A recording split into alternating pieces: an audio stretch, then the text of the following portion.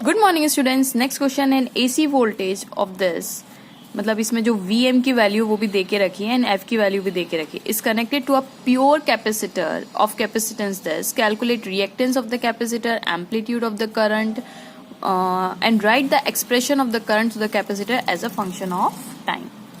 ठीक है, तो प्योर कैपेसिटर का मतलब क्या है कि यहाँ पे एक प्योर कैपेसिटर लगा दिया है और ये हमारे पास AC सोर्स है, ठीक है, जिसकी वैल्यू हमें क्वेश्चन में दे के रखी है। कितनी दे के रखी है? V is equals to VM sine omega t। ठीक है, और ये हमारा कैपेसिटेंस है। लेट्स से इसका कैपेसिटिव रिएक्टेंस जो है वो XC होगा और यहाँ पे जो अल्टरनेटिंग करंट लेट्स से किसी इंस्टेंट पे ऐसे जा रहा है और उसकी वैल्यू है हमारे पास I। ओके, क्या क्या क्वेश्चन में दिया हुआ है पहले वो निकाल लेते हैं। हमें ओमेगा की जरूरत पड़ेगी, तो ओमेगा की वैल्यू जो होती है वो होती है 2π/t which is equals to 2π 1/t frequency के बराबर हो जाएगा। तो यहाँ पे हम फ्रीक्वेंसी की वैल्यू डाल देते हैं इंटू 50 हर्ट्ज। देखिए क्वेश्चन में 50 हर्ट्ज देके रखी है, तो 100 पाई आंसर आ जाएगा किसका? ओमेगा का। अब हम जानते हैं कि नेक्स्ट हमें क्वेश्चन में V की भी इक्वेशन निकाल ही लेते हैं। मतलब मैं V को ऐसा लिख दूं, V is equal to VM की वैल्यू कितनी दी है? 310 साइन ओमेगा की वैल्यू मेरे पास आ गई 100 पाई इंटू टी। ये किसकी इक्वेशन आ गई? वोल्टेज की, किसी इंस्टेंट टाइम। देखिए वोल्टेज भी फंक्शन टाइम पे डिपेंड कर रहा है, टाइम की वैल्यू आप रखेंगे तो वोल्टेज की वैल्यू डिफरेंट आएगी। Voltage as a function of time निकाल लिया हमने। हमें फर्स्ट पार्ट पूछा है रिएक्टेंस ऑफ द कैपेसिटेंस, मतलब XC पूछा हुआ है, कैपेसिटिव रिएक्टेंस। तो XC हम जानते होता है 1/ωc। अब 1/ωc की वैल्यू कितनी होगी? तो ओमेगा की वैल्यू 100 पाई होती है। कैपेसिटिव रिएक्टेंस मतलब C की वैल्यू, अब C कितना दिया हुआ है यहाँ पे हमें देखिए, C की वैल्यू हमें दी हुई है 15 माइक्रो फैराड। तो which is equals to 15 micro का मतलब 10⁻⁻6 फैराड। तो 15 इंटू 10⁻⁻6 फैराड। थोड़ा प्यार से इसको सॉल्व करेंगे तो 1 10⁻6 ऊपर चला जाएगा divided by 100 pi into 50। Correct है। अब इस 6 को मैं ऐसे खोल लेती हूँ, तो 1 2 3 4 5 6 divided by 100 into pi into 15।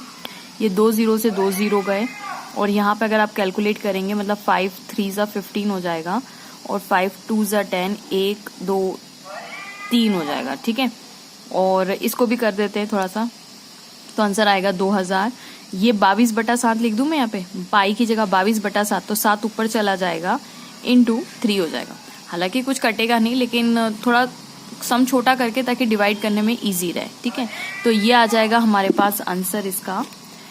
ये देखिए कट रहा है, तो 2 1 2 2 1 2 करेक्ट, और ये हो जाएगा 1000, है ना।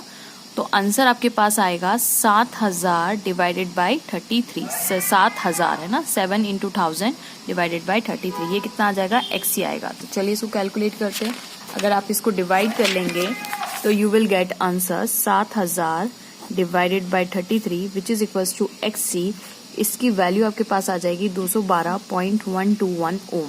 तो मैं इसको अप्रोक्सीमेटली 212 लिख देती हूँ ताकि मुझे कैलकुलेशन में इजी रहे। ठीक है, अब नेक्स्ट वो पूछ रहे हैं हमारे पास, देखिए XC की वैल्यू आ गई। अब सेकंड पार्ट वो पूछ रहे करंट। देखिए क्या पूछ रहे, सेकंड पार्ट के अंदर हमसे पूछा है एम्पलीट्यूड ऑफ करंट।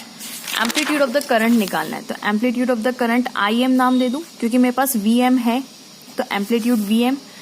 करंट क्या होता है? Voltage divided by resistance. तो यहाँ पे क्योंकि कैपेसिटेंस लगा है, प्योर कैपेसिटेंस है, तो कैपेसिटिव रिएक्टेंस आ जाएगा यहाँ पे। तो बहुत इजी हो गया, यानी 310 डिवाइडेड बाय 212, है ना, ये 212 या XC। अब मैं अप्रोक्सीमेट इसलिए कर रही हूँ क्योंकि यहाँ पे भी मैंने अप्रोक्सीमेशन ही लिया हुआ है। ठीक है, अगर आप इसको डिवाइड करेंगे you will get answer 1.642462 amperes. Okay, अब इन्होंने पूछा हुआ कि write the expression of the current. देखिए write the expression of the current the capacitor as a function of time, मतलब हमें I का एक्सप्रेशन निकालना है। तो हम जानते हैं I कितना होता है? IM sign omega t plus 90। क्यों? क्योंकि आप जानते हैं कि करंट यहाँ पे और वोल्टेज कहाँ पे होता है? VC यहाँ पे होता है, मतलब इन दोनों के बीच में करंट क्या होता है? अहेड होता है, 90 डिग्री अहेड होता है। क्योंकि ये प्योर कैपेसिटेंस है तो 90 डिग्री अहेड होगा। और IM की वैल्यू मैंने अभी निकाली 1.6462 साइन ओमेगा की वैल्यू कितनी थी? 100 pi t plus 90। So this is the answer. ठीक है, उन्होंने बोला है current as a function of time, वो हमने निकाल दिया। So this is the required solution. Hope आपको वीडियो पसंद आया होगा. Please don't forget to like, subscribe and share my channel.